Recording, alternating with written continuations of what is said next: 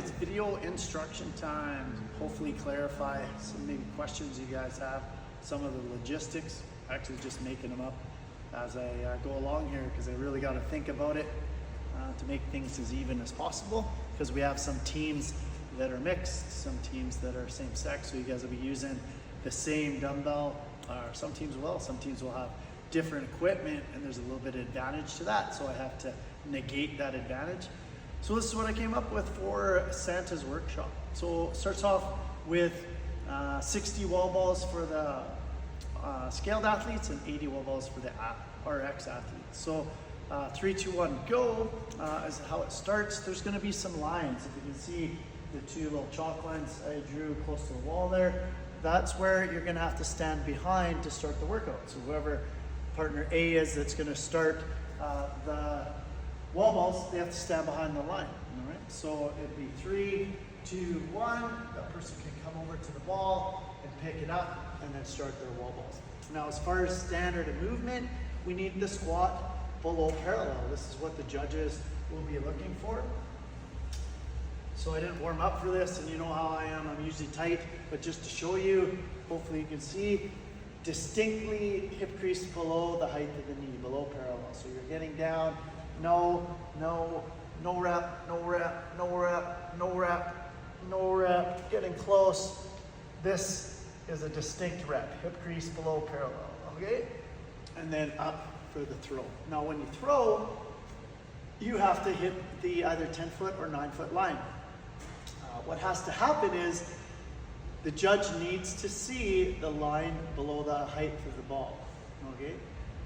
Or below the ball where it makes contact, not below the height of the ball. So what can happen is, if I was to use this as a reference where the gray meets the black, okay? It's hard for the camera to see, but I can kind of describe it to you. If the ball hits low enough where the judge cannot see distinctly that line, it's not a rep, it's not high enough. If I roll this ball up just a tad, even though the height of the ball is below the line, the judge is going to be able to look up and see distinctly that that ball has cleared the line and made contact above the height of that line, and that would be a good rep. On this workout, you can break up accordingly, break up as you see fit. Now, to negate sharing equipment or having your own equipment, male, female, whoever partner A is, whatever rep scheme they do, 10, 20 reps at a time, it's up to you. But when there's the switch to be made, partner B has to be standing back behind their lines. When partner A drops the ball, and it has to drop, so they'll finish whatever rep they're finishing, the ball hits the ground. As soon as that ball hits the ground, then the next partner B can come in, pick up their ball, and then start their reps. And every switch, the other person that's not doing wall balls has to be behind the line until that ball hits, whenever that person's done their set, before that other person can come in. Then it doesn't matter if you're sharing equipment or if you're having your own wall ball weight because of male female. All right, let's talk the dumbbell movements. Now, again, double male or double female teams will have one dumbbell. So it's an advantage if you have two different dumbbells, that person can be standing ready to go, or this, the person has to get out of the way before the other person can come in. So what's going to happen is you can see that square around the dumbbell. You know, the single teams, that's what it's going to look like. The teams, I shouldn't say single teams, but the all male or all female teams, that's what it'll look like. If it's a mixed team, there'll be two squares and two lines.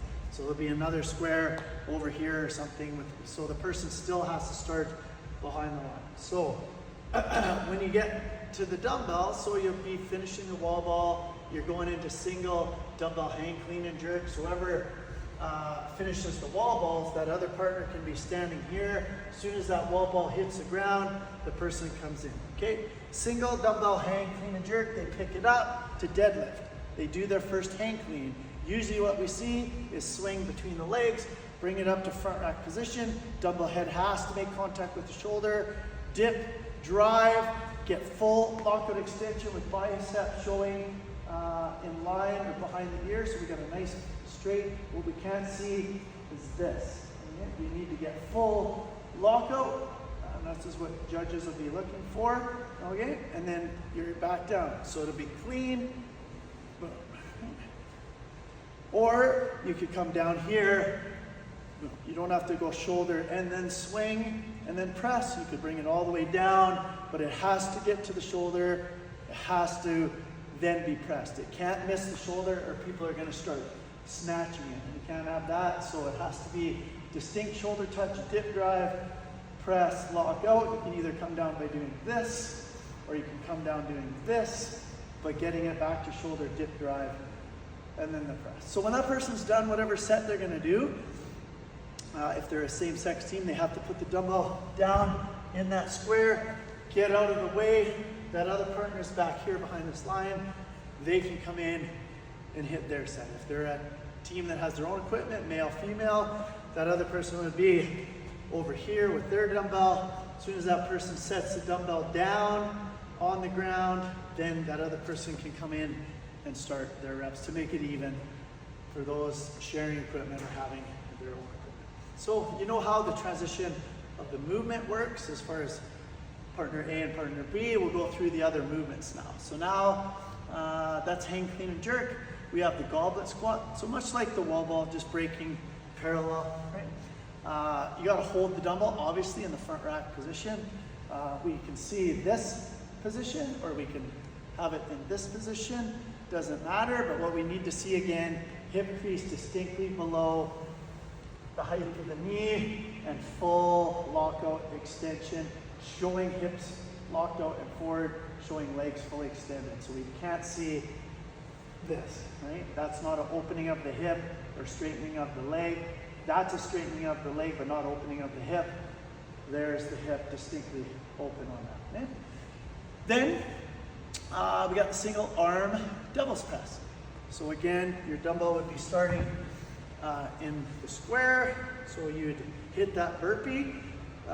Typically, you have your hand, one hand holding the dumbbell down in that position. So you hit the burpee, you have to show full lay down on the floor, chest touching, legs touching. You can't leave it up here, so down.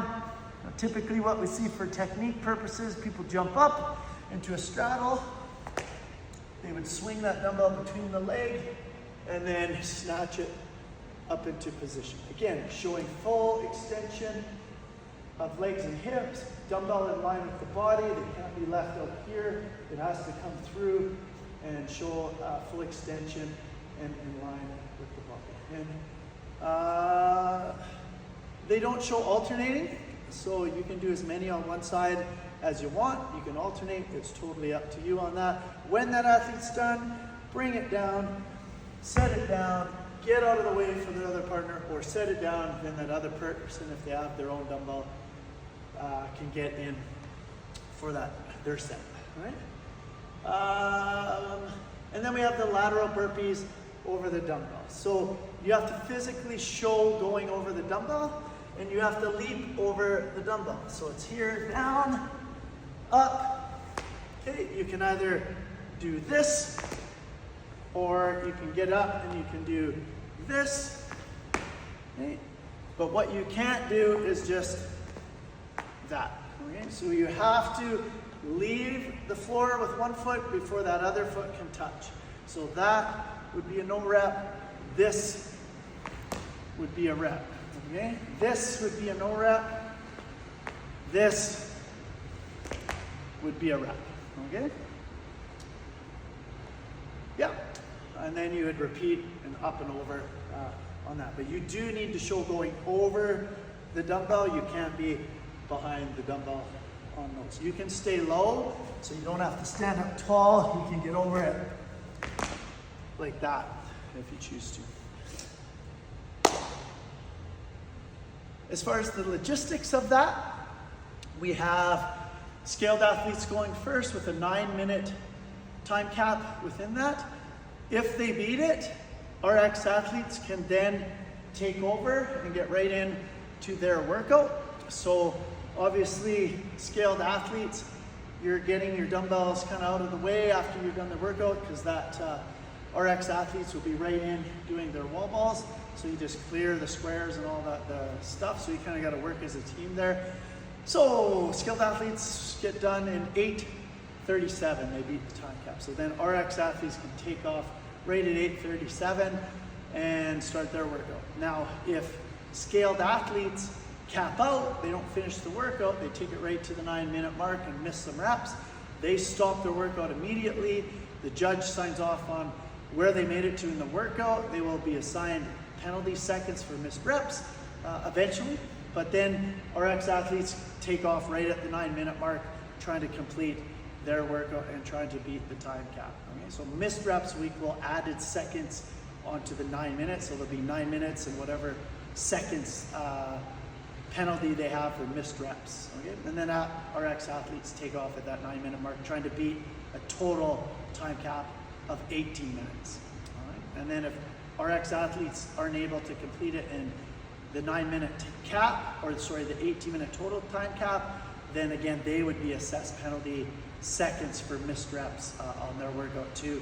And then you're gonna have a combined score, right? So if you get your team beats the time cap, you'll have a sub 18 minute workout, and it won't matter about the time cap. But okay, it gets a little complicated here. Scaled athletes cap out, RX athletes beat the time cap, so you know they're going to be 17:42, but the scaled athletes were plus 9 minutes plus, because so you're going to have 2 different times added on together. It won't just be that 17:42 or whatever I said was the total time. It'll be the scaled athletes capping out the penalty plus the 17:42, if that makes sense, because it's basically the 9 minutes that it took scaled athletes to complete the workout plus the seconds. Maybe sounds complicated, but it's not that bad. All right, that is it for Santa's workshop, at least is what I can think of. There might be more things that I haven't thought of or questions that come up, but ask them and I'll address them. Okay.